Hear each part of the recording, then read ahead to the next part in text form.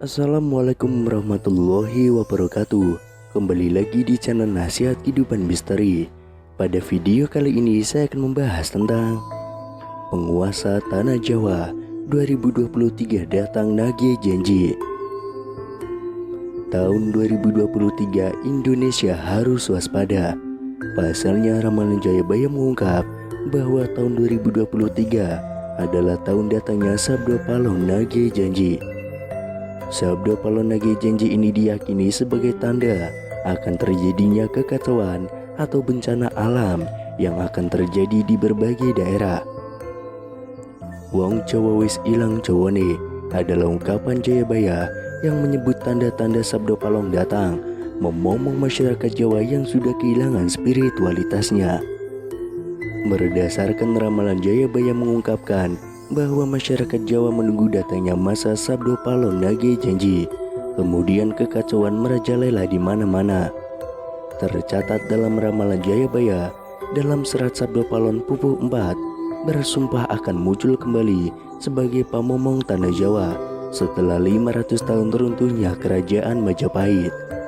Apabila dihitung 500 tahun dari kerajaan Majapahit runtuh pada tahun 1478, maka ramalan datangnya masa Sabdo Palon nagih janji jatuh pada tahun 2020 hingga tahun 2023. Pertanda meletusnya Gunung Merapi yang dijelaskan dalam Pupuh 5 dalam serat Sabdo Palon yang berbunyi, Kulo damel Pratondo, Pratondo tembayang mambir di Merapi yang jeblok mililahar, lindu peng pito sedino, kaline banjir bandang.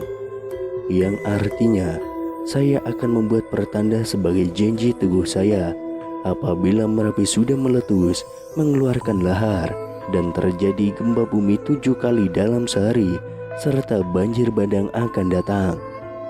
Dalam serat Sabdo Palon Pupuh 13 disebutkan akan ada ombak munggah daratan, yang artinya merujuk pada sebuah bencana tsunami.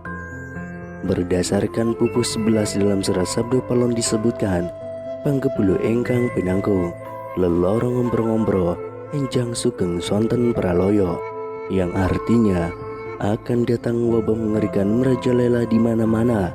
Paginya orang-orang masih hidup, sorenya banyak yang mati. Selain itu akan ada juga kejadian sosial di mana perpolitikan akan memanas di tanah Jawa sehingga Indonesia menjadi carut marut. Hal tersebut lantaran adanya egosentrisme dan eksploitasi yang semakin parah. Disebutkan juga oleh Sabdo Palon bahwa moral masyarakat Jawa banyak yang rusak.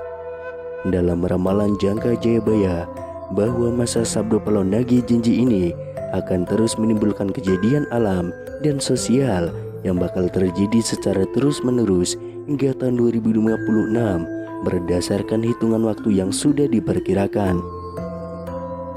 Tidak hanya tentang wilayah Pulau Jawa yang disebutkan oleh Sabdo Palon dalam ramalan jangka Jayabaya, tapi masa Sabdo Palon meliputi satu Nusantara atau Indonesia. Itu artinya dari Sabang sampai Merauke diramalkan sama-sama akan mengalami kejadian bencana alam dan sosial yang sama. Datangnya rentetan peristiwa tersebut akan terjadi secara beruntun atau silih berganti dan tidak menentu. Perlu diketahui, Sabdo Palon merupakan tokoh legendaris, pandito, penasihat kerajaan Majapahit, penguasa terakhir yang beragama Buddha dari kerajaan Majapahit di Pulau Jawa. Beberapa ramalan Jayabaya terbukti pada beberapa dekade terakhir. Namun sebagai masyarakat, kita tetap berdoa dan berikhtiar agar Indonesia selalu aman dan damai tanpa ada bencana di tahun 2023. Sabdo Palon nagih janji ini berawal saat Pulau Jawa dikenal angker pada zaman dahulu, hingga Syekh Subakir yang diutus membarkan agama Islam harus menghadapi tantangan hingga harus membuat perjanjian Sabdo Palon dengan Roh Halus Penguasa wilayah yakni Ki Semar Badranaya. Perjanjian Sabdo Palon itu dibuat sebagai kesepakatan antara Syekh Subakir yang datang menyebarkan agama Islam ke Pulau Jawa yang terkenal angker dengan Roh Halus Penguasa wilayah yakni Ki Semar Badranaya.